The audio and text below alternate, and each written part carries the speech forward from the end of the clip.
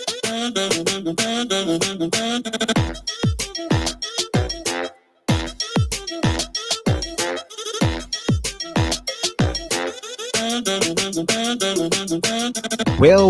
well, well, well. Well. We are back. Well's a Feels deep good to be subject, back. man. Right. Well's a deep subject. Yeah. So the well goes deep now. The well is gonna go deeper and deeper. We are on, I guess you could say, the right spot to be, WNOV, on this beautiful November. Oh my goodness, man. Hey, look, we got beef with the leaves this year. The leaves will not leave. They like, look, y'all want to have this extended summer? Go ahead and enjoy it. Now you got this extended fall and it's about to be winter. So I'm gonna tap us in real quick at Be It Voice, WNOV 860 106.5 FM. I'm Brian Sanders, lead organizer at Wisconsin Voices with Joe Dre, the policy guy for Wisconsin Voices. man, Joe. How you feeling, man? Oh, I'm feeling great. Feeling great. I mean, about as good as you can, post-election with everything that went on. And we'll get into that a little bit later, but, enjoying this kind of extended fall here and this nice weather like you was talking about, Brian, and just checking out all those leaves in different colors, enjoying Wisconsin and its beauty this time of year. Yeah, it's still lasting. Usually, we'll be in in second phase going into third phase of leaf pickup right now, but now it's going to be that yearly call from or that yearly message to our media from our city of Milwaukee saying, you guys got a little extension to get your stuff done. Good out there and leave, shake the leaves or do whatever we got to do to try to get the leaves. But I think everybody's enjoying this sun. I mean, it's beautiful. I mean, the city is moving. I mean, it looks so beautiful seeing everybody out moving across the community and across the county and everywhere else, getting things done and having the motivation to with that extra little hit of vitamin D. So if you can get out there and soak, grab your tea, grab your coffee, wherever you at the studio somewhere or the office, look out the window. That sun is hitting right now. So we have of course we usually always have some topics. Today we'll just be bringing some post-election results topics. We're going to go into that with Joe in a little bit, which we'll probably get to next. And then of course we'll just talk about some nationwide topics, things that's going on, and then we want to tap in with the community, see what's going on with you. How are you feeling? Still are interested to see what you know about have seen this week within the within post election. If it's anything in the news that you would like to share with us, or any topics that that you would like to lightly tap into. We don't have the whole day like we would like to, but of course we would love to hear from the community. So 414-444-5250 or 414-444-5253. Joe, Yes, what sir. What you got for us? Oh man. I just wonder how everyone's doing about a week post-election. We had a little bit of a break. Staff got a little bit of a break towards the end of the week after working hard to help register everyone to vote.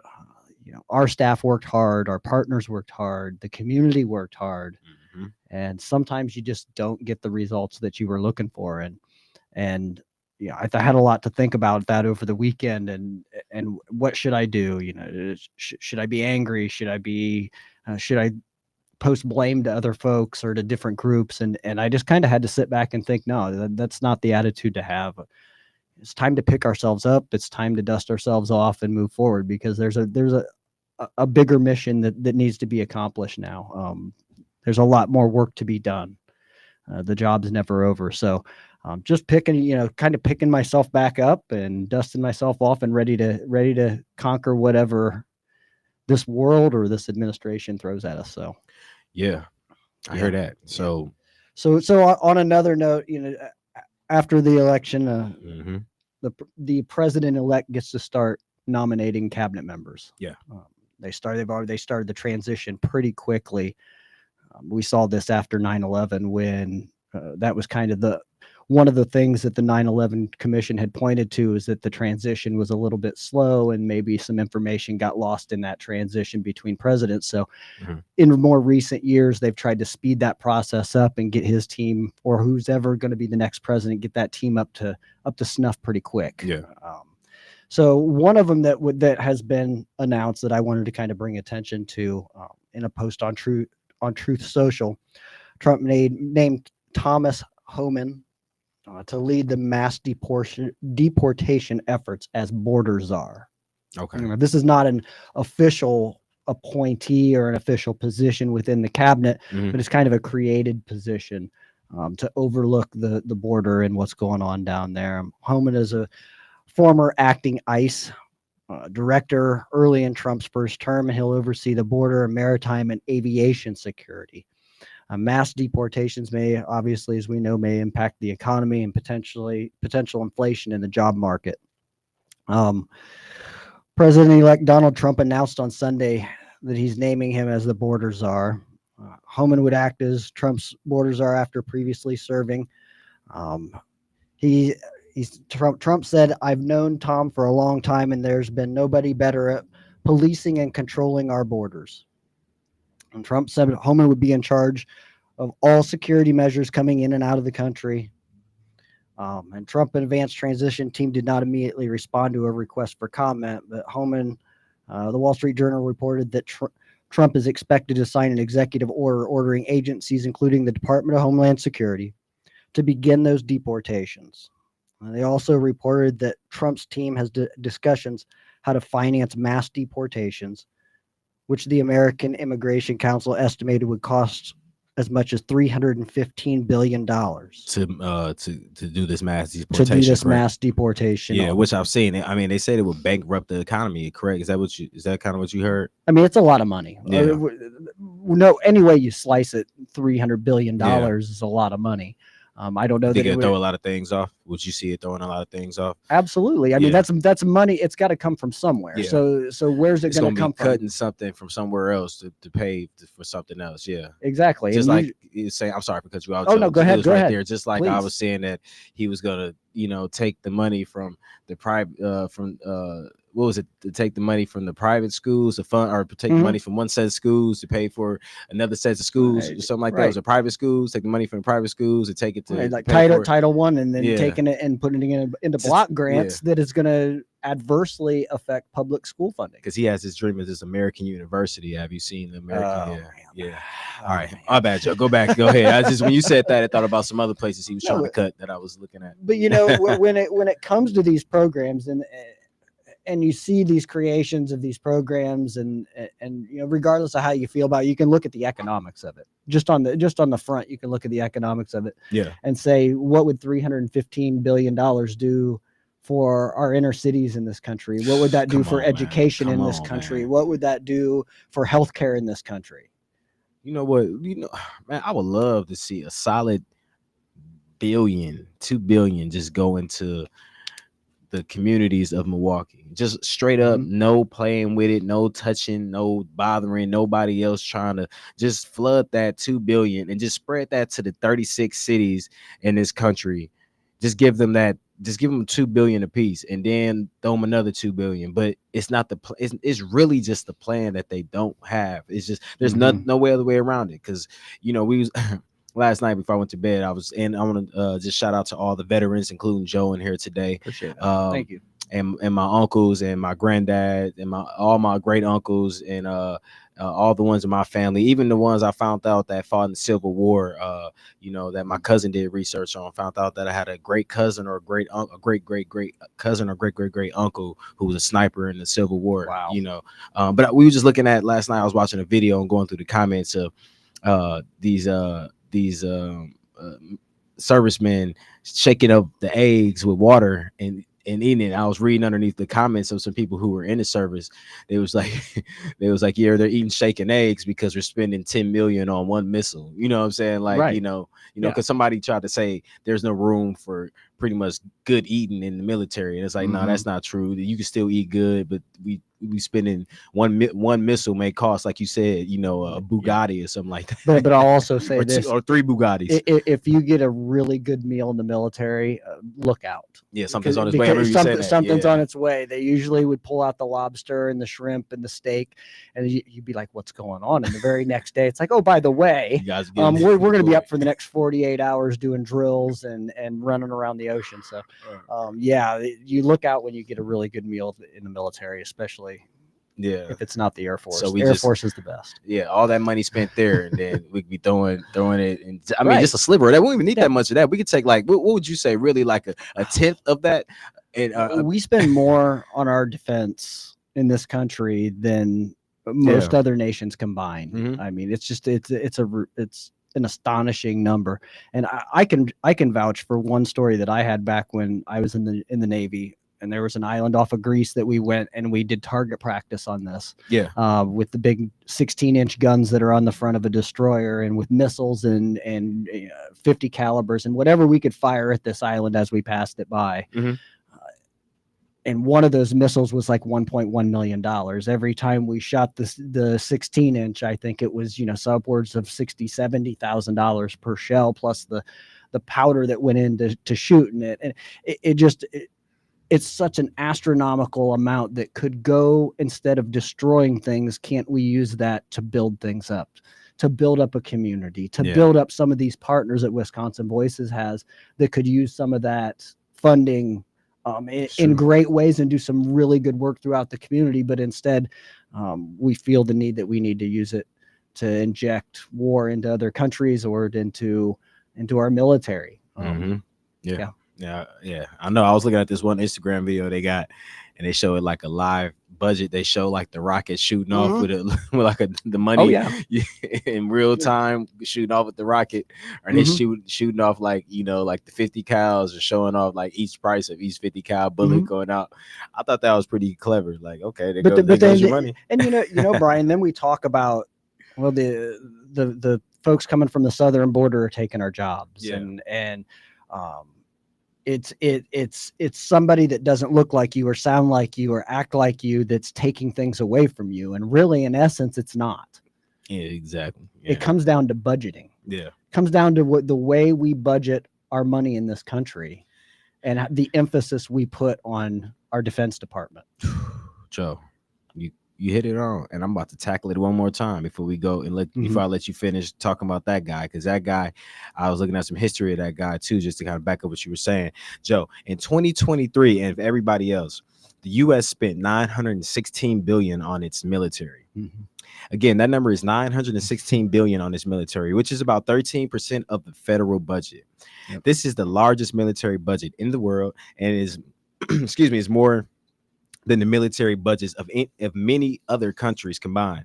The U.S. military spending is expected to decrease as a percentage of the GDP from 2.9% in 2024 to 2.5% in 2034. And if you listen to what Trump says, he wants to increase and inflate that budget even more. He wants other nations to step up and increase their budgets even more. So what are we promoting? Yeah, and China's right behind us. They spent $296 billion in 2023, but U.S. spent $916 billion in the military. $916. What could we do with that money in Milwaukee? Billion. What? There'd be a futuristic Milwaukee. Just a fraction of it in fraction Milwaukee. What? Just a fraction of it. You think we could have a rail system going up and down all through the city, and just thriving buildings and community area. Parks and just open space and transition. No more potholes. Yeah, and the potholes have changed because we can afford the good. We can afford the good concrete and cement that's riding through the cities. But I see we got a call, so you want to take the call? Call you on the air. Good morning. Yes, sir. Thank you. Good morning. Thank you for taking my call, sir. Yeah, no problem. Assalamu alaikum to you all. Assalamu salam to you, my brother. Yes, sir. Yes, sir. I say it wrong. My bad. It's okay. Actually, it's pretty much wa alaikum salam. Wa alaikum salam. All right. I don't want nobody to get no problem. I don't want no smoke with the community. Nah, it'll be all right, brother. Some people say a lot worse things than that. So the intention is what is Allah is concerned with. The intent behind anything, any of our actions, it's the intent that is what is the most important thing. And I wanted to simply just say this with regard to what is going on with the current state of affairs worldly, and what the Most Honorable Elijah Muhammad said, and what the Honorable Minister Louis Farrakhan echoed and has stated for a protracted period of time, I have to say, is that in the book The Fall of America and the Message to the Black Man in America. The Most Honorable Elijah Muhammad speaks of how war would break out in Europe that has started, and that America would be drawn in to that war, and that is taking place. And the Honorable Minister Louis Farrakhan gave an address about the War of Armageddon, and that it has begun. And that was a Savior's Day address. And he spoke about the things in a sequential Savior's Day address about what Allah, the great Mahdi, and the Messiah will have to say about the war in Gaza, and all of these things that have culminated, that have come together to bring us to we're beyond the tipping point. What we are witnessing is what will be the final act of white supremacy, because America, as the Most Honorable Elijah Muhammad stated and wrote, that when America is drawn off into this war, this is leading me to my final point, is that they're going to go off by the hundreds of thousands and return by the fives and tens. And the thing that people who are 37 years old and younger, or maybe even beyond that the talk of the day now is that reenacting the draft, is that what they're talking about? And since our people have culturalized or normalized the slaughtering of one another and the shedding of blood amongst one another, fratricidal homicides, now the situation presents itself, whereas America, as Wesley Clark said, that they had 7 nations, Islamic nations, I think it was, or is, that they had an agenda to topple. And Iran is the last man standing. And now that the situation has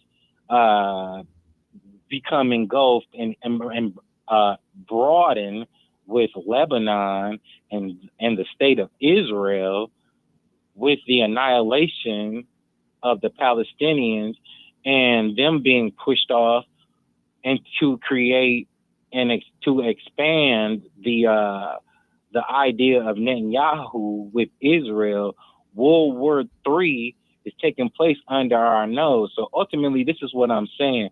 Our young people must understand that the atmosphere and the environment has been created, whereas you may be forced to do something that you may not want to do with regard to your supposed government. Do you understand what I'm saying? Yeah. We know, and believe me, Thank you. it's always Yes, different sir. little, and we appreciate you for calling in. We know Yeah. it's different strategies, and once a new administration is coming to play, you'll always see, their agendas being aligned with the people that they relate to across the world, whether it's a leader or somebody else that has some type of a strong, following. They'll align with them. But we see that with Russia, and how it backfired on them too.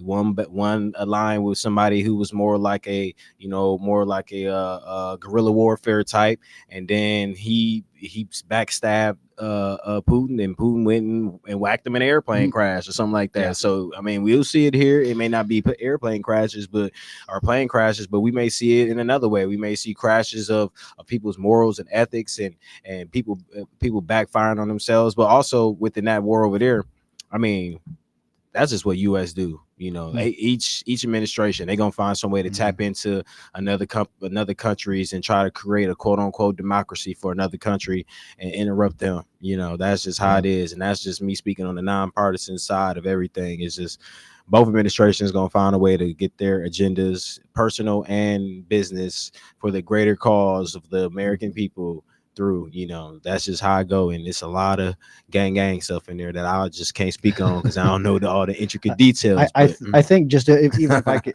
I hope I'm still in the wheelhouse here. Yeah. But I think what kind of frightens me the most is after winning the Senate, after winning the House, Yeah. after winning the presidency, and the and popular holding vote. the Supreme Court, Yeah, there's nothing in the way anymore. that's There's no roadblocks left. Yeah, and that's what I was, and I think that's what we were trying to through Wisconsin Voices trying to share and show people, you know, Mhm. within that all the conversations that we were having, you know, we were really showing like, you know, and you remember those conversations, Joe, because you were steering a lot of those conversations about, you know, if this was to happen, there Mhm. won't be too much or nobody to say anything, Right. because everything aligns with their Right. their beliefs or what they believe is best for a group of American people. Not only that, Not all American people. those people that are on the fringe feel emboldened now. They feel like what I've been saying all this time is right. Yeah. Whether it's their racist views, Mhm. their Mhm. bigot views, Mhm. their anti-LGBTQ You can put your views views underneath whatever because the It's election. in your okay to favor. hate now. Yeah. Yeah. And I think that's the message that that's the thing that scares me the most is Yeah. that those folks now feel emboldened. And just to kind of segue into that, and I know we had Mhm. some conversation into that as well. Matter of fact, what we'll do is I think it's a perfect time to take a break, Yeah. and then we'll just go back into Joe. Keep that thought there because I think that was a good segue into just going into the boldness of certain people now. Right. And we'll just go ahead and take the quick break. You're on Be a Voice Radio with Wisconsin Voices at 860 WNOV 106.5 FM. We'll be right back.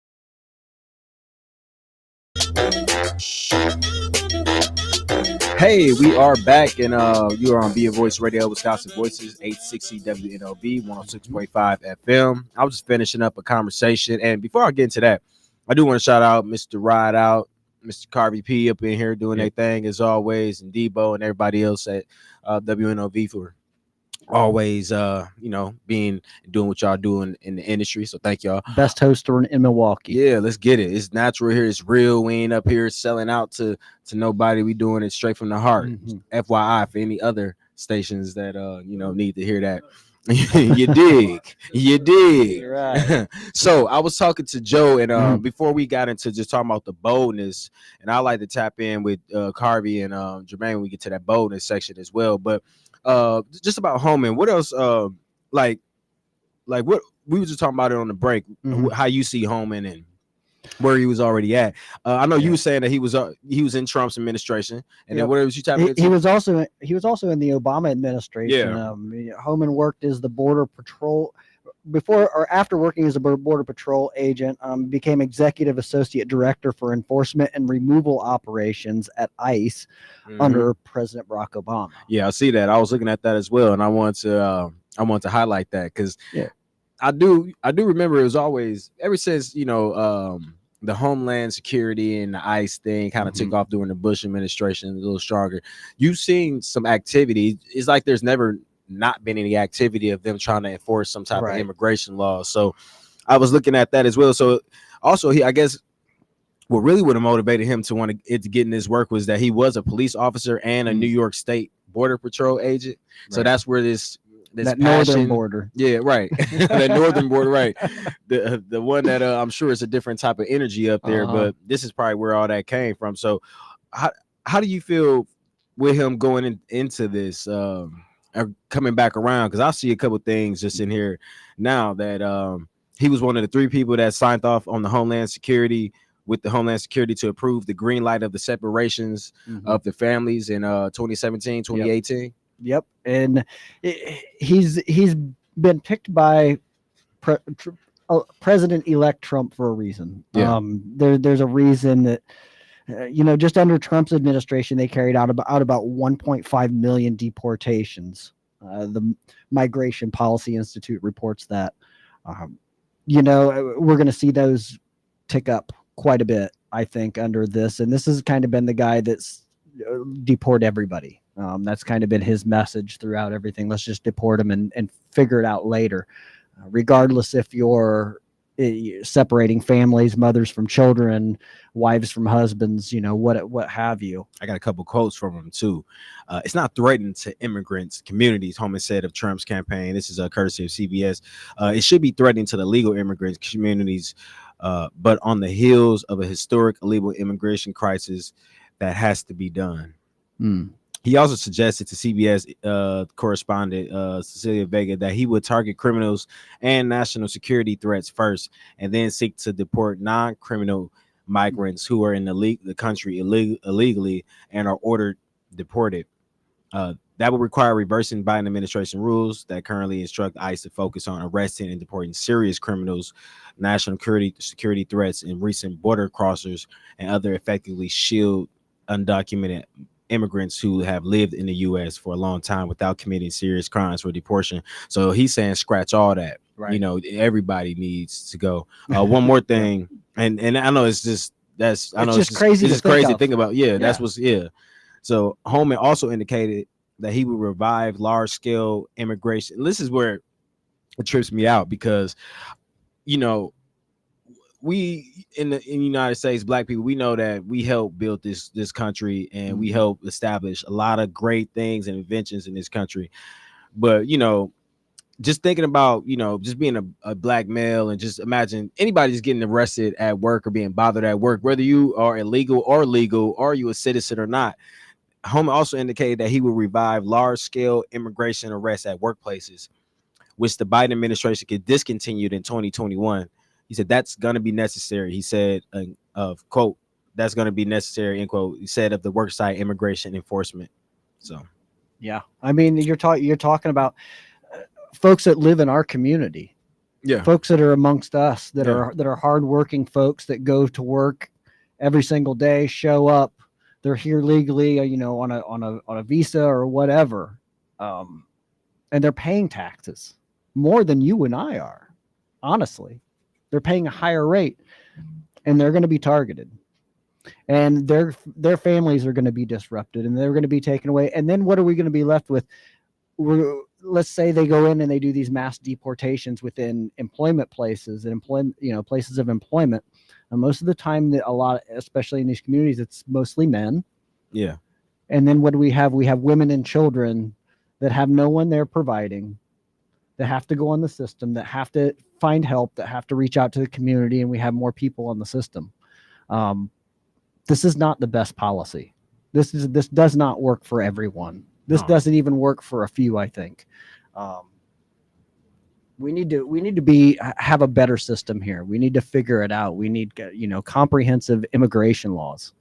We need both sides of the aisle working together to solve the problem and to make sure that folks have an opportunity to become citizens and become productive members of our community. I agree. Without that stigma of well, they're just here taking our resources, or they're taking our jobs, or whatever. Yeah, I agree. We need to be more understanding.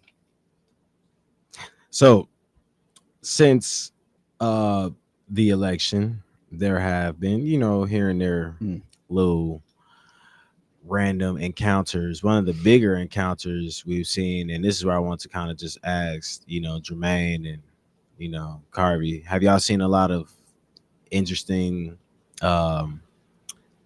messages and like maybe social media posts, or just from the world? How does it look? What have you seen since the election? I've seen Some a boldness.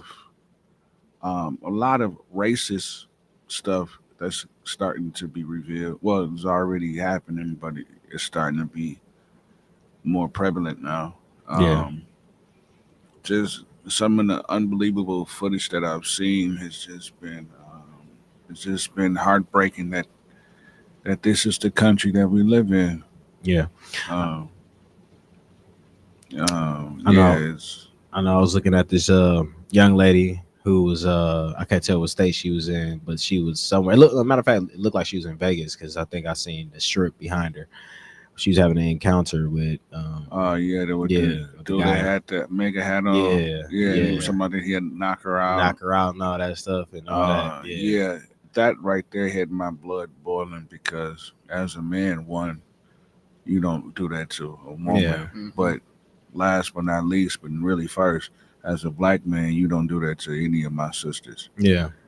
So that just made me want to just jump through the phone. I know. I was looking at it too. I'm like, yeah, he wasn't on the right part of the strip, because Nah, he Jack. ain't running to Devontae and No. Kareem and whoever else, Nah, he and doing it Todd that and way. them down there enjoying themselves, because they would have dog walked him if they would have Yeah. walked. He ain't running to the right, and he ain't running to the right set of Cali cats too. Right, Some right. cats where they got busy with dog quick. Man, they done got I mean, down. man, you don't know who you gonna run into that Yeah. got them hands down in Vegas, boy. Yeah, but no, I was just asking, and I know Joe probably has seen. I kind of try to tune out myself as much, because I already knew it was gonna be a bunch of stuff. One person in particular I see is somebody that I knew for a long time. Somebody in my family married into another family, and it just say their brother is kind of living off the grid, but he's a black Trump supporter. Oh. And man, you should see, I mean, just some of his comments, man, that, I mean, this is just some of the stuff that he's saying. Like, even when I went underneath and as a, as Brian Sanders, not as underneath my Wisconsin Voices title, but when I went to his page and went underneath there and was just like, it's funny. I hope it was just all, a group of certain people. I'm like, I just hope all y'all are either robots or this is fake, knowing that a lot of y'all family members go receive services and programs and benefits that are going to be cut off. Do you know the only response I was getting from him, all he said was Trump 2024 back at me. That's all he said. Or somebody else said who and what they gonna take, and who is they who and what are and who are they that's taking this away. So I don't know if that was some ignorance, or they just don't understand, or they just think that they want to be smart, and then somebody else underneath there said that pretty much was agreeing with me. It was funny, the one that made sense was the one that lived here, and then another one underneath the post said it's okay, you all be living in re-education camps or something like that. Not concentration camps, but they said re-education camps. Yeah, but but it disturbs me, because I know for a fact that he is somebody who, I mean, he is a top ranking military. He did 20 years in the military. He was talking about the other day how many months, 76 months of deployment or something like that. But they have heard a lot of black military men, and any military man that's listening, you could tell me if it's true or not, or if you have seen this pattern of a lot of black military men, some, not all, agree, going with Trump or had aligned with Trump, but he is one individual, that has just some interesting views. But in looking at this, I'm like, hold up, man, you was raised by a single mom. I know your story. You was raised by a single mom. You were raised off of 28th and Melvina. And your mom had to receive the services. I know for a fact I'm sure they family did. And if that's not the case, his nieces and nephews, if not that, they've been a part of the system. So it's just like, it's just the mindset is crazy. And I guess it's this new, we not going back type of mindset where they think that, black people were too dependent on the church. And this is what I'm seeing from that side. They're too dependent on the church and praying, and we got to get out that old mindset. So this is what I'm seeing for some of the it's like a interesting group. It's like a lot of them are like the ones that do the I don't want to say the witchcraft, but like some of the the spiritual sage stuff, and then it's the military groups. It's like them two that are trying to align themselves. But what's crazy is the spiritual ones, y'all be the ones that be all on, enlightening and keeping and protecting your body and protecting your energy. That ain't protecting your body and protecting your energy. Yeah, but not at all, man. And what I don't understand is this man pretty much told you before he was elected what he was going to do. Yep. So that's almost like me telling you, hey, B, before you get here tomorrow, I'm going to slap you in your eye and punch you in your neck. So just know when it's coming. And then you can say, okay, and you still show up. Like, right. I just told you I'm going to punch you in your eye and then in your neck. So it's like, I don't understand these people, man. I don't get it. Maybe they didn't believe him, but I don't know how they couldn't, because he showed himself the first time around. I've said, and it's not just the black community. Joe, think, I've seen it in the white community as well. Yeah, me back too. Home, yeah, folks that I know for a fact are on government health care that wouldn't be alive today if it wasn't for government health care. Yeah, and still went out and voted against their own interest.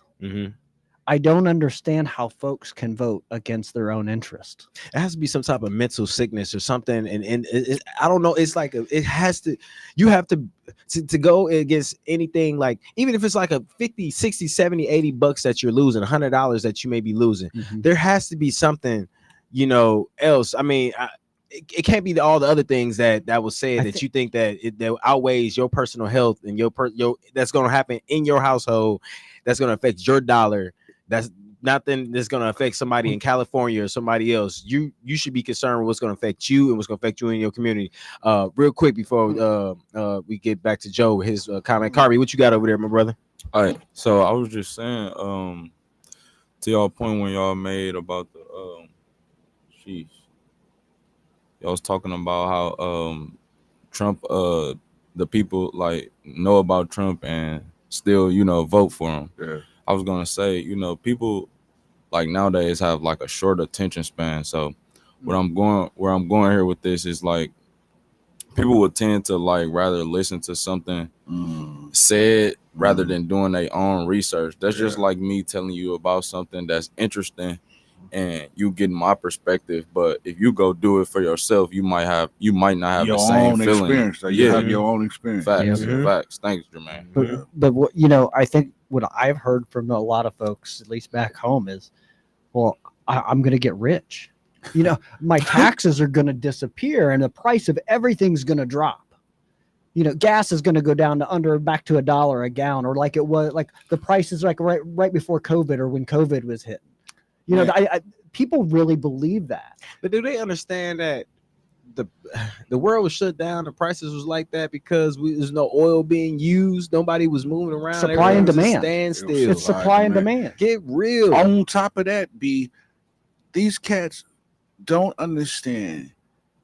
This man Elon Musk said out of his mouth, under Trump, there's going to be a period of time of hardship. Yeah. That we need to learn how to live within our means. So obviously, the hardship don't apply to him because living within his means is wider than everybody else. Right, Right. that you can imagine. Right. So how you gonna tell people that's living every single day across this Check country? to check. Come on now, be real. That's bro. living It's, check to it's an check. exclusive club, and we're not Exactly. invited. Elon, the Exactly. same.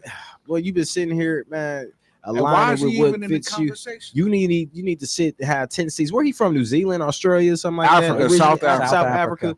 You need Yep. to go back over there and clean up and stop that apartheid and go help. But you want to be a nationalized white American, and you want to be running with the other side and not trying to help both sides. He's going with the guy that's going to save him the most money. It's all about the money with Yes. this, right? That's It's all about the It's all haves about and the tax have-nots. breaks. yeah, that's all it's about. Because You- that's who Trump is looking out for. Yep. Is the wealthy, yep. the wealthy individuals in this Yeah. country. Was that really that one instead of just that 1%? What is it really like 1 to 5%ers? Exactly. The 1 to Yeah. 5, the 1 to 10%ers or something like that. It's the ones that could go out and probably spend $100,000 a day for the rest of their life and still not run out of money. Yeah. Yeah. Yeah. Those are the ones we should be angry with. Yeah. So when folks want to know, well, I'm angry about the election. Those are the folks you should be angry with. Yeah, I totally agree, man. Be Yeah. angry with the folks that are sitting on the mountain of money. Did you see how much money Elon brought in after the election? It was 26 point something billion. What's the name Billion? brought in? Yeah. Oh, here, let me show y'all real Man quick. could never spend all that Let me money. show in a y'all real lifetime. quick how much money they brought in after the election real quick. It was like within the next day. That's unbelievable, man. But I guarantee you, he pays a lower tax rate than all of us. You told me, and then did you see his net worth go up? Yeah, that's what I'm saying. Yeah, What? Yeah. My boy went from dang near 26 billion to 200. top something. 10 billionaires make 64 billion in post-Trump election stock surge. Mhm. What? So yesterday's stock market bounced after the election. This was from the 7th for everybody Yeah, that's it was listening. about money. According to the Bloomberg Billionaires It's Index, the filthy top rich. 10 wealthiest people on the planet saw a total increase of over 64 billion in their combined net worth yesterday, with Elon Musk the biggest winner, adding 26.5 billion to his personal fortune of 290 billion. So what China spending that 1 year, China spent 293, is that what it said? 293 that 1 year in Yep. their defense. They That's almost pay the entire Chinese defense budget. yeah. Larry Ellison made 10 billion over the day, and Oracle itself is likely to benefit from the new administration in terms of contracts. So Oracle, I think he's the CEO or the main guy at Oracle, but they said of course they're gonna benefit from the new administration in terms of contracts. Only two of the top billionaires lost money during the boom. Bernard Arnault, the chairman of CEO Luxury Goods Empire, saw his net worth fall 2.5 billion, and then another one was it doesn't say, but at the surprising other loser was the third richest man, Alice Walton, who's currently the highest ranked woman on the list, in metaverses enthusiast Mark Zuckerberg. So yeah, they was making money. Zuck was down 80.9 million on the day, so he was just down 80.9 million. So Well, that's the thing. That's with the stock market, we can continue to see stock markets rise, and we hear about these record highs on the stock market and folks making all this money. But when does that translate back into the community that we serve? When do we start to see that and why do they think we care that much? here? We don't see it here. We don't see that. We don't ever see that money down here in these communities. No. That's why we're always calling for a higher tax on those wealthy 1% or even the wealthy 5%. Which it should always, that should just be automatically. But to think that we live in a country that that's like, yeah, we just gonna give all the tax breaks to all the rich people, and the rich people just like, yeah, well, and then you got a handful of rich people that's like, no, tax me, I'm cool with it. But then you got the other groups that's like, no, you're not. You're over here with us. Right. You change your mind real quick. Voting against your own Or we're gonna interest, put you on the inside. We're gonna put you on the outside. You're gonna be losing $1 billion a year until you align with us, or something like that. Who knows? Just like Trump confidently said that all his people use the little tax breaks and all the little tax inside, methods to keep the money. Absolutely. So and the other side was quiet after that. Yeah. I know we was kind of segueing into some other topics. I know we were we were talking about that with Las Vegas with Jermaine that scene, and thanks Car VP and Jermaine for happening for that. But also, we were talking about that tweet that went out right after the election. Right. You seen that tweet? I Listeners, did y'all see that tweet? Give us a call, Joe. What did you see? I saw a little bit about it. Not a whole lot. Just like we were talking, trying to disconnect as much as possible. Facts. During that, but yeah, it was. You gotta. It's dangerous, and we talk about people being emboldened, and we talk about people feeling like they have the right to say things that they don't really have the right to say. They have the way to act like a knucklehead the way that they shouldn't. Yeah, I mean, we can dig into that a lot more here coming up. But yeah, we'll get back to it, Joe. We're gonna talk about that right after the break. Finish off with Joe's thoughts, see how you feel about that and how the crew feel about it. We're on 860 WNOB 106.5 FM, Be a Voice Radio, The Voice Milwaukee. Let's get it.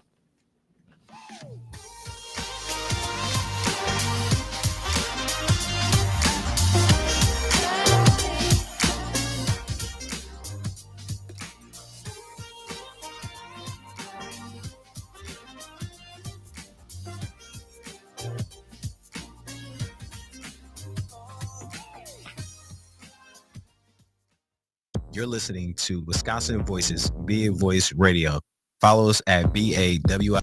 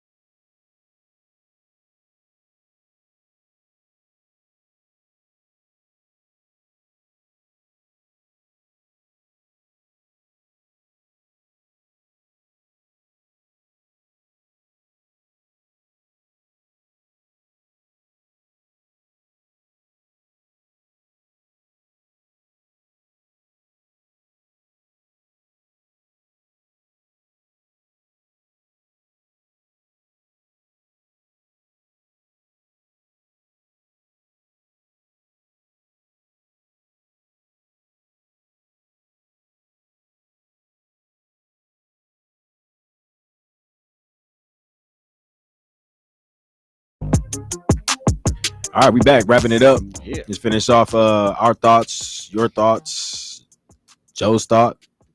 My So what, phone.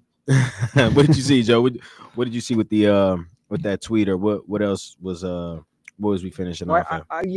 My bad. I saw the text, the Okay, mass text. text that went out. There was some racist text that went out. I know a few here in Wisconsin and throughout many other states. Yeah. And we talk about people being emboldened. I don't want to jump to any conclusions. I didn't really look into it too much to see where the FBI's investigation is leading to. But if it is a group out there that's domestic, that's going to say a lot about the direction of where I think our country's headed over the next 4 years. When folks feel emboldened enough to be able to send out a mass text that is utterly racist. Yeah. I think we got some deeper issues going on. One other thing that could be, this could be a foreign entity trying to stir the pot here in the United States as well. Yeah. Right. We saw that, I think, on election day with the hoax, the fake bomb threats at certain locations throughout the country that were all linked back to Russia. Yeah. We definitely know they want to try to interfere in our politics and interfere in our elections. So I'm not jumping to any conclusions, but go ahead, Brian. No. I was going with what you were saying. Anonymous, excuse me. The anonymous messages were sent to several states, including New York, Alabama, California, Ohio, Pennsylvania, Maryland, and Tennessee. So they have said that the FBI has communicated with the Department of Justice about the messages. So we'll see. I think people just need to just be aware and not get too caught up in and surprised by tactics from any party or organization on any side. Right. Things like this, happen in smaller groups across the country. You see, mass racial texts or paper letters sent out. So you just have to be aware. The best thing for you to do is just figure out the best way to kind of adjust to this individually. Because over the time we've seen this. Every group has had some type of hate mail or hate messages sent out. Just be aware of it, and just like I said, we always talk about just at Wisconsin Voices being active and researching and knowing what's going on out there, and try to be proactive versus reactive. If it's something, or going places or being involved in certain settings that there could be groups inside those settings that may feel some type of way. Not saying that you have to monitor where you go all the time. You should just be aware of the type of settings you're putting yourself into, and I think that's just a couple things that we should just be mindful of. Also be aware that regardless of where those messages come from, they're meant to divide. They're meant to divide us. They're meant to create strife and to create turmoil within our communities. So having that understanding, like you said, Brian, just taking it with a grain of salt and with hey, we got to rise above. We got to rise above. When they go low, we got to go high. That is true. That's true. Yeah. So we're just wrapping up the show. Is there any last minute topics or anything that we got that we need to keep folks aware? I do of course I always want to shout out the hard and working dedicated people in the community that was doing their thing during this this campaign, election campaign, whether you were from both sides. People were working hard on both sides. I also want to shout out and not just the red or the blue side, but also shout out the people in the community that were doing their thing as well.